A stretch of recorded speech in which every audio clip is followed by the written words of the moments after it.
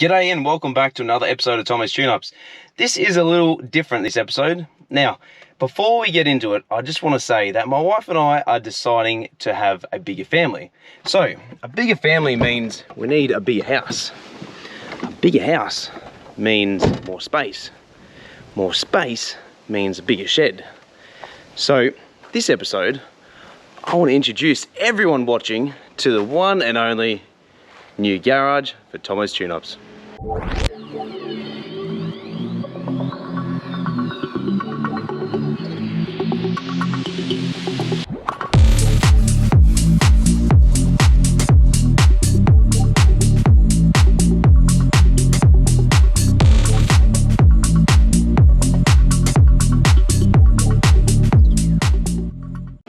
So, here we are, working in my garage. We have a double car garage fit for everything, including my 9-foot surfboard. And of course, Grace. Now, let's just have a look around here. So, we have all of the materials here that I'll be working with through all of the episodes. So all of my Ryobi stuff, all of my parts, my tools, there is stuff kind of everywhere still at the moment because I'm still trying to work everything out. We only moved in about a week or so ago. So 2023 is going to be a really big year for Tomo's Tune-Ups. Not just the news that I launched a little bit earlier on where I let everyone know that I'm now sponsored by Minisport. So a lot of the stuff that we're going to be doing is obviously going to be done in this shed. Now anyone that saw my previous videos or even came around to my place and saw me knew how small my shed was. It was barely big enough for me to work on Grace, but being a Mini, it was super easy and convenient. So these are all my tools that I've got. So we've got our camping equipment up there. Don't look at any of that. That's just all our crap. So we've got drain tins. We got all the bolts and collectibles. As I said, there's still stuff everywhere. That's why it's not properly organized. There's more Ryobi stuff down the bottom with some grease and some special tools, which we'll get into later. Of course, we have the 1275 engine, gearbox assembly that we're going to be working on a little bit later this year. We have the front suspension subframe all built there. We've got a couple of my tool bags that they generally belong in my Hilux sitting on the road over there. We got more stuff over here. So all of my lubricants, sprays, degreasers, my Ryobi soldering iron, which is really good. We got a couple of bottles of HPR 30 20W60 Penrith. That is generally my go-to in terms of oil. When I'm not using Penrith and I've run out, I use my Gulf Western, which is this one just here. So it's a high-tech premium 20W50. So we get that from work. It is quite expensive. It probably works out to be a little bit more expensive than what the Penrith is, but the fact that we use it at work, I can get it fairly cheap. Especially for 20 litres as well. I do get it cheaper than what it obviously is retail, so there's that. There's a couple of these hanging around. These are just my old waste oil drums, so everything I do, I pour into there and then dispose of it at work. Obviously we've got my MIG welder down the bottom with my helmet, some more Ryobi stuff. We don't need to worry about any of that.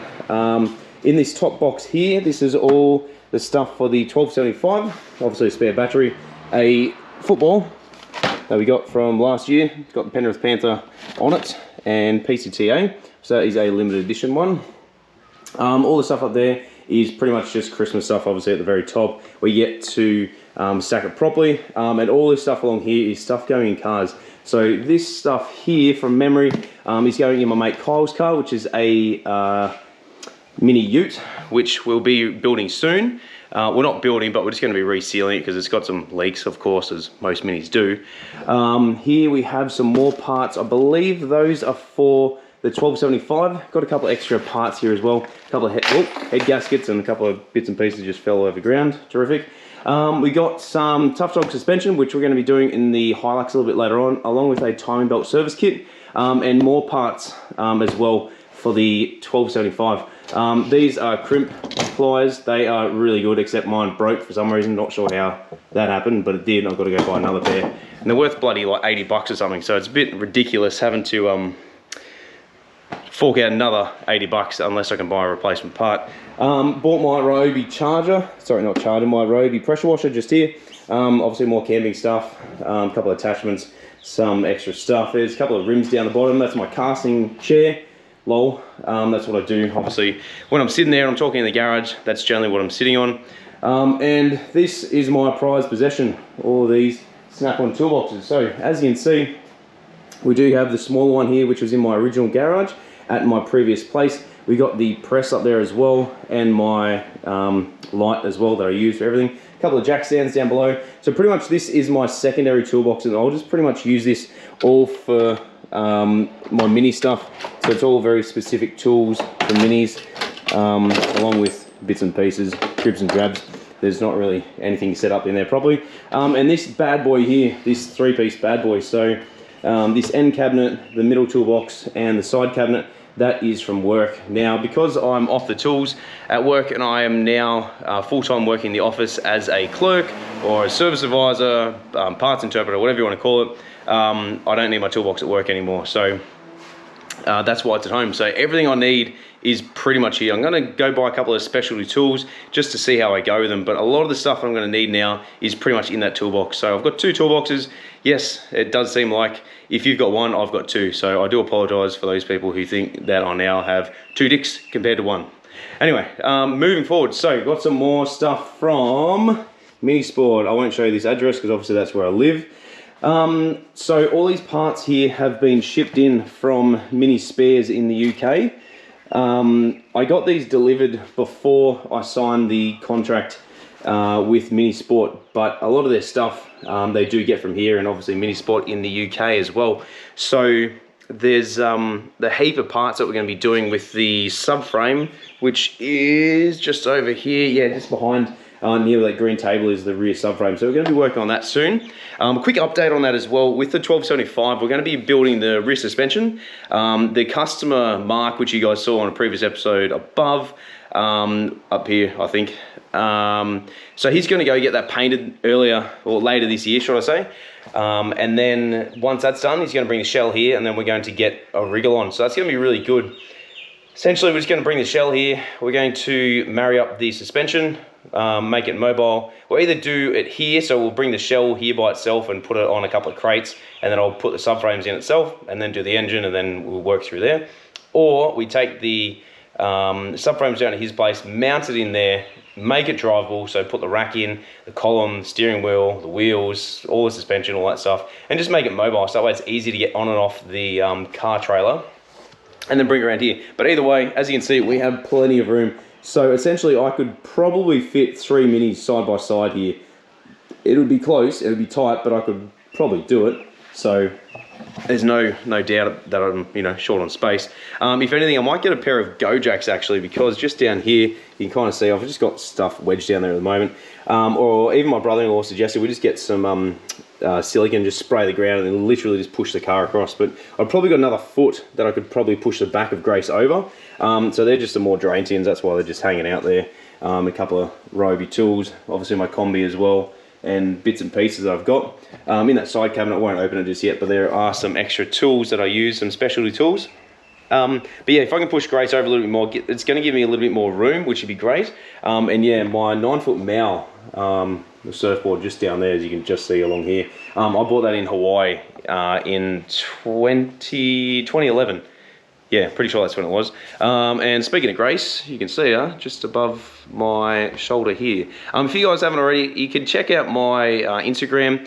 I did a giveaway in which I gave one of these away. It was pretty cool. I did send one to Ireland, to the Balioff Classic, Mini Classic. Man, I probably got that completely wrong.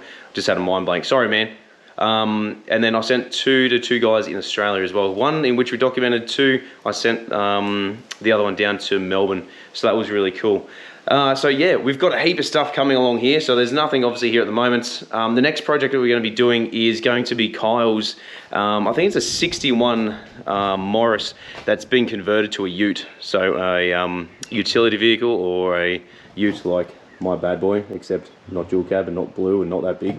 So that's going to be really cool. We're going to be pulling that engine out, we're going to be resealing it, and then after that we've got some really exciting stuff. We should have a, I think it's a 1959 Morris Minor, which should be really cool to do. I think it comes out with an 840, no, not 840, it's a 948 engine, in which he wants to get a little bit more power out of. He wants to make this thing go, because at the moment it clearly doesn't, and it is quite slow. So we're going to be pulling that engine out, we're going to be stripping that. It does share a lot of similarities to the 1275, because it is an A series engine, except the difference here is The gearbox is mounted behind the engine, so like conventional north-south compared to an east-west like a classic Mini. So that's going to be really cool. We're going to be doing engine, gearbox, diff, brake upgrade. So it's going to be a heap of stuff. So that thing's going to live here for probably a good couple of months, and the customer's not overly fussed about the time frame, so that's really good. That is one thing to keep in mind, guys, that if you do ask me and hit me up on social media to do work on your vehicles, I certainly don't mind doing it. I don't advertise it, but I do get quite a lot of interest through my channel. So yeah, if you're ever interested, just remember that wherever you take it, whether it be me or someone else, a shop, whatever it may be, think about your time frames. If it is a bit unrealistic, chances are the guys probably won't want to do it. That is generally my option as well, that I give people the option that, you know, if you want this done sooner, I'm probably not the person to do the job, but if you want it done at a slower pace, and you know I can film it and do everything correctly, not that I wouldn't do it correctly, you know, if I didn't have time, but because I do have a full-time job, it does make it hard as well for me to you know, spend time in the garage here as well. So yeah, we got pretty much everything I need in here now, and I'm super excited to, you know, share it with you. So obviously once I clean all this up, I need to find a spot for the engine and the subframes to go when I've got the next lot of cars in here, but hopefully I should be able to clean this up a little bit better than what it currently is. I've just kind of thrown everything everywhere. Yeah, and this is my mic as well that I bought for Christmas. This thing is absolutely amazing. So when I do my recording, my voiceover, that's what I use. I do use a lot of Rode stuff. It is an Australian company for microphones. So my Rode Wireless Go, which you guys have probably seen me wear a couple of times, all that sort of stuff. But yeah, that's pretty much the new shop, guys. So I hope you guys liked it. Yeah, there's heaps more content coming in 2023. But thanks heaps for watching. As always, guys, stay COVID safe. We'll see you right here on another episode of Tomo's Tune-Ups.